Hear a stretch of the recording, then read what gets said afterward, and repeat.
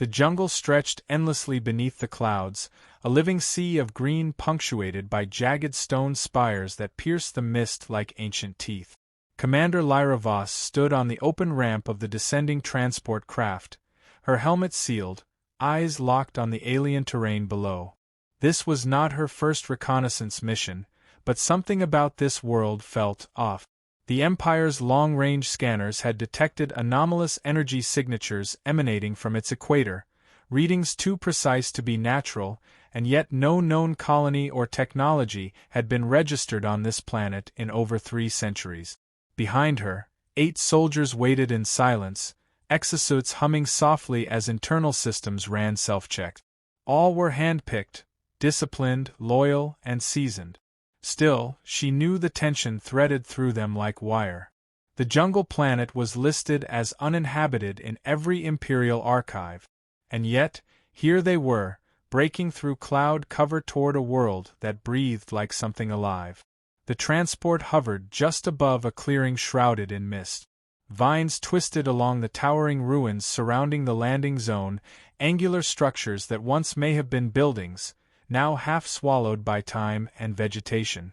The pilot's voice crackled through her comms. "Commander, no automated defenses, no signals. Looks clear. Maintain low orbit," she replied. "If we're not back in 6 hours, burn the sky and report to Central." She stepped onto the moss-covered ground, her boots sinking slightly with a damp hiss. The others followed silently, forming a perimeter. A single, ancient path wound between the ruins, inviting them forward like a memory rediscovered. Lyra nodded to Lieutenant Rourke, who raised his scanner. "Air's breathable. Oxygen dense, clean. Radiation levels nominal. Commander, this is almost Earth-grade."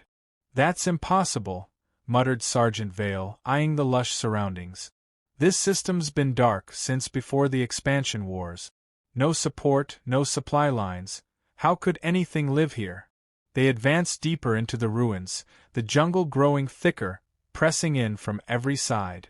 Strange vines glowed faintly where the sunlight failed to reach, and small creatures, silent, bird-like, translucent, watched from the trees. Lyra ignored them. Her focus narrowed to the ruins themselves. They were too precise. Even under centuries of decay, the angles, the symmetry, it wasn't erosion or accident.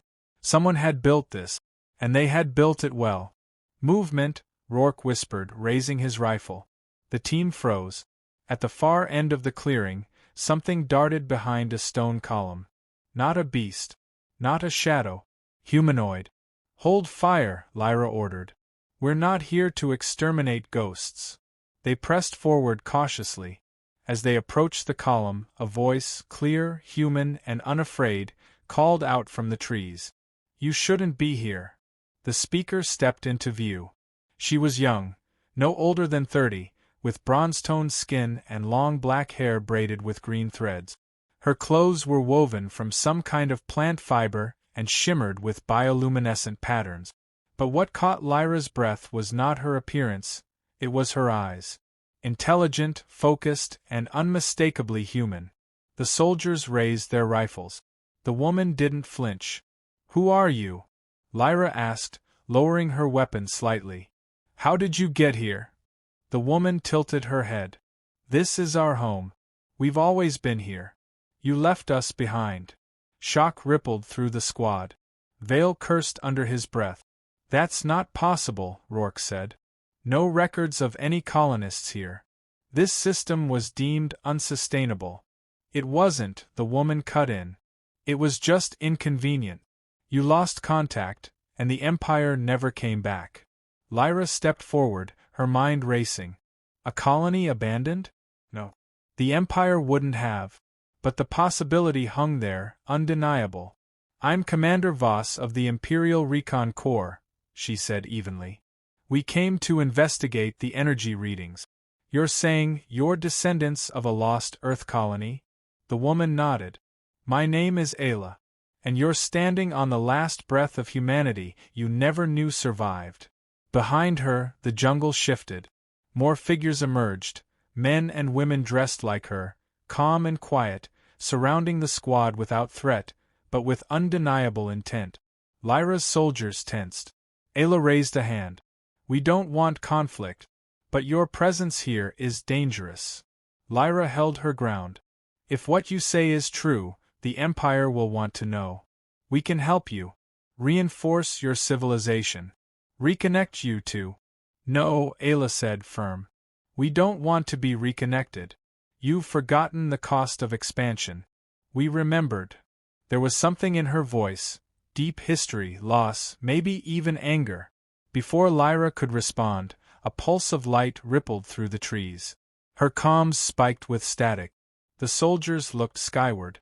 Overhead, the transport's engines flared, then cut out. "EMP?" Vale asked, checking his systems.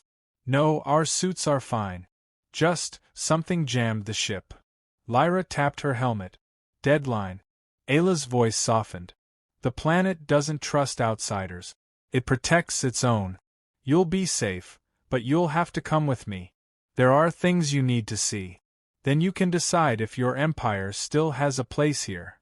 Lyra looked around. Her squad, tense but holding. The jungle, vast and watchful. The ruins, ancient and impossibly deliberate. And the humans, alive, thriving, in the very civilization the Empire had forgotten. She gave the slightest nod. "Lead the way." And with that, the past and present walked together into the unknown. The trail Ayla led them down was no simple path. It was a living artery of the jungle, carved by centuries of quiet coexistence. Trees loomed like ancient gods, their roots twisting through broken architecture that whispered of a once grand civilization. Vines shimmered faintly as the humans passed, sensing something familiar in the armored strangers who now followed their native kin. Commander Lyra Voss walked beside Ayla, her team trailing behind in tight formation. No one spoke. The jungle, though not hostile, pressed in with a presence that made every breath feel observed. Ayla moved with quiet confidence, unbothered by the weight of weapons aimed loosely in her direction or the suspicious stares of armored eyes. "You said this place is your home," Lyra began, voice low, modulated through her helmet. "What exactly is it? These ruins, this tech, it's not Imperial, but it's not primitive either." Ayla glanced at her but didn't slow. "It was built by our ancestors. The first generation. They had nothing but broken systems and a dying biosphere. They adapted, rebuilt. The jungle became part of the network. Now we live with it, not above it." Lyra frowned. "Your energy signatures, terraforming level output. We thought we were picking up ancient weaponry." Ayla gave a small, dry laugh. "Your empire always assumes power means danger." They emerged into a clearing, revealing a village nestled in a hollow between the ruins. It was unlike anything Lyra had seen, structures grown, not built, from the jungle itself. Domes shaped like seed pods pulsed with warm light. Trees were woven into walkways, their branches supporting suspended gardens.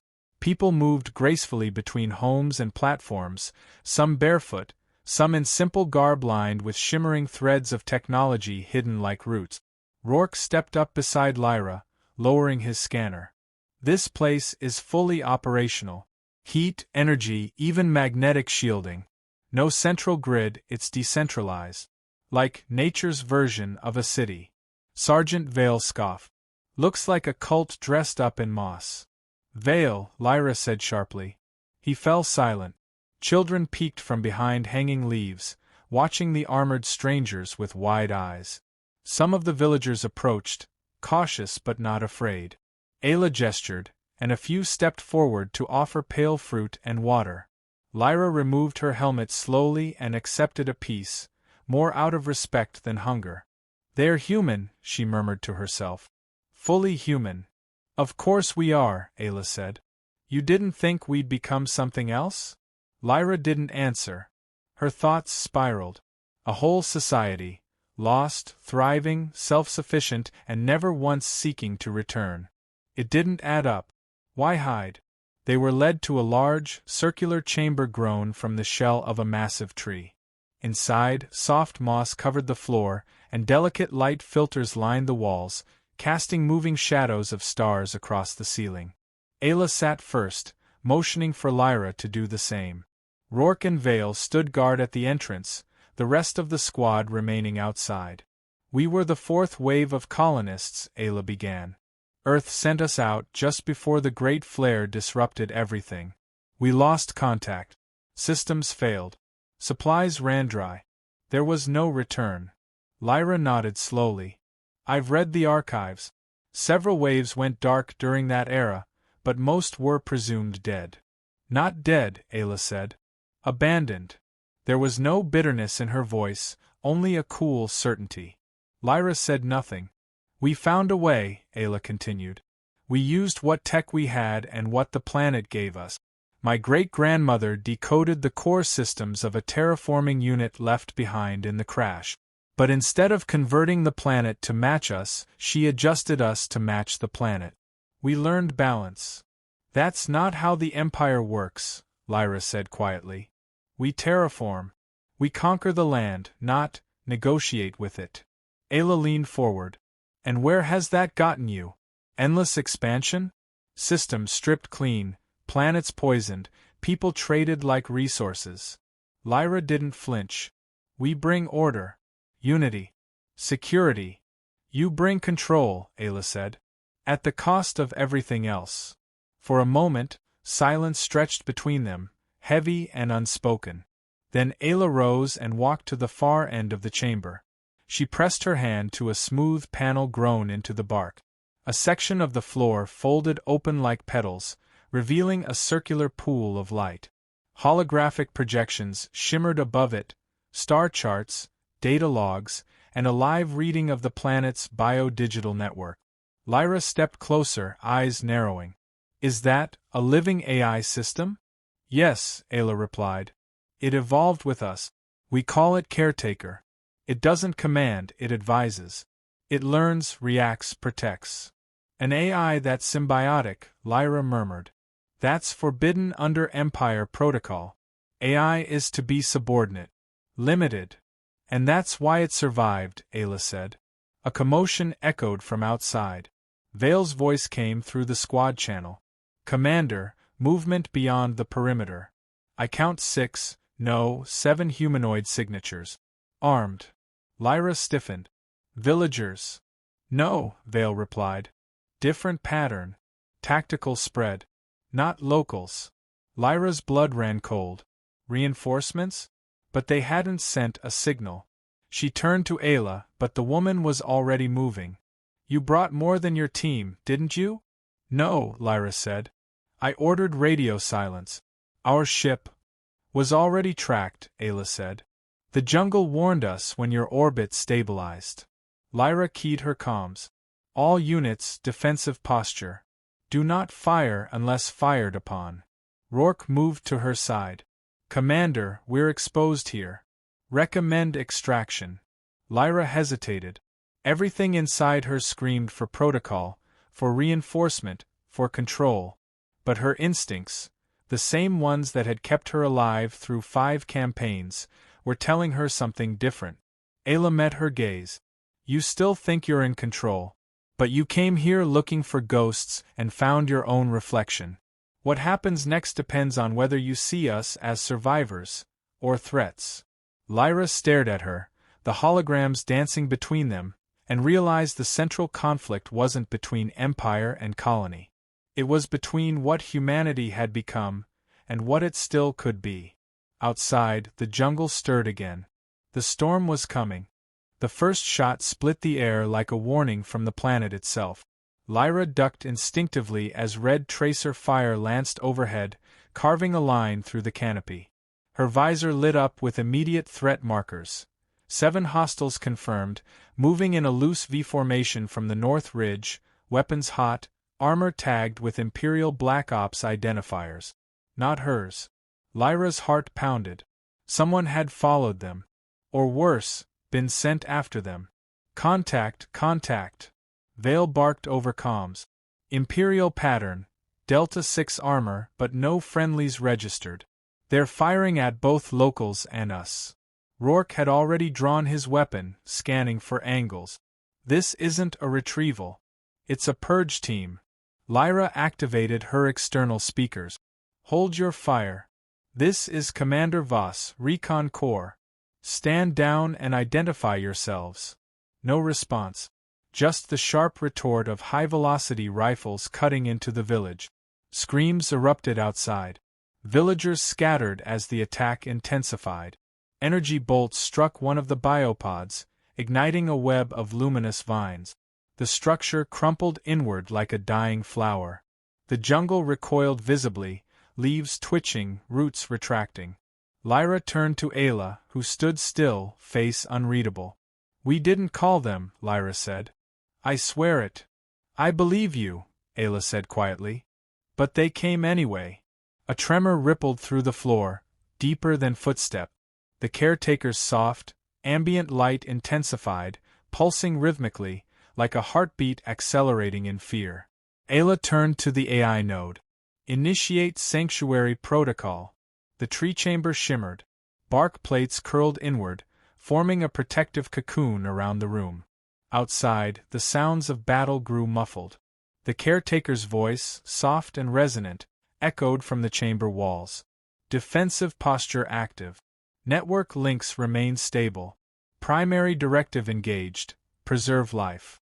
"What's your plan?" Lyra asked. "To survive," Ayla replied. "And to protect what the Empire would destroy." Rourke moved to the hatch. "Commander, we need to break contact and relocate. If this is a Black Ops team, they'll erase the entire site. Civilians be damned." "They're not civilians to them," Lyra said. "They're proof. Proof the Empire left people behind. Proof that those people didn't die. Worse, that they thrived without Imperial control. The political consequences alone could unravel decades of sanitized history." Lyra made her choice. "We fight," she said. "We hold them off long enough to transmit a report to command. The real command. If these people go dark without explanation, they'll vanish again." Rourke hesitated, then nodded. "Copy. You heard the commander. Set positions. Return fire only when locked." Vale's voice crackled through the channel. "Already engaged. Targets moving fast. Smart armor, thermal masking. But they don't know the terrain." "Ayla," Lyra said, turning to her, "can your people evacuate?" "Not in time," she answered. "But we're not helpless. You'll see." The chamber doors slid open. Lyra led the charge, blaster drawn. Outside, chaos unfolded beneath the jungle's glowing canopy. Villagers fled through hidden paths. Soldiers exchanged fire with shadowed intruders that seemed to flicker in and out of visibility. But something unexpected happened. The jungle fought back. Vines whipped down from branches like striking serpents, wrapping around enemy rifles and ripping them free. Roots surged from the ground, toppling soldiers with the force of pistons. Bioluminescent pollen burst from blooming flowers, clouding optics and scrambling infrared readings. "Commander," Rourke called, "the jungle, it's interfacing with Caretaker. It's defending them." "Not it," Ayla said beside her. "Her." In the thick of it, Lyra spotted one of the black-armored soldiers raising a plasma lance at a fleeing child. She didn't think, she moved. A burst from her rifle sent the attacker sprawling. The child paused, wide-eyed, then vanished into the trees. A second assailant closed in, fast. Before Lyra could react, a blur struck from above, a villager, leaping from a tree, slamming the enemy to the ground with terrifying precision. They moved like wind and shadow, no armor, just knowledge of every vine, every root. "Rourke, report," Lyra called. 3 hostiles down. 2 retreating. 1 unaccounted for. Vale's voice cut in. "Scratch that, last one neutralized. Jungle took him." Lyra scanned the clearing. Smoke and mist coiled through the village, but no more shots rang out. The invaders were gone, either dead or driven off. The squad regrouped, breathing hard. Ayla approached, dirt and ash streaked across her arms. "This is what the Empire doesn't understand. We're not separate from this place. We are this place." Lyra nodded slowly. You said they'd erase you. That's what they came to do. Yes. Because if the truth survives, it spreads. Lyra tapped her forearm console. I'm transmitting a priority relay. Scrambling signal to avoid trace. You deserve to be known. No, Ayla said. We deserve to choose when. Lyra hesitated. Let me send the message, Ayla said gently. From here. Through her. She meant caretaker. Lyra stared at the glowing pool at the base of the tree, its light reflecting in Ayla's calm, unbroken eyes. After a long pause, she nodded. Ayla stepped forward, placed her hand on the node. The chamber brightened with a hum that resonated like distant thunder. The jungle responded, every leaf turning toward the core like solar sails. The caretaker's voice returned, deeper now, almost human. Message crafted. History restored. Memory carried forward. Above, through the canopy, the stars shifted. A storm had passed, but another would come. And when it did, they would not be forgotten.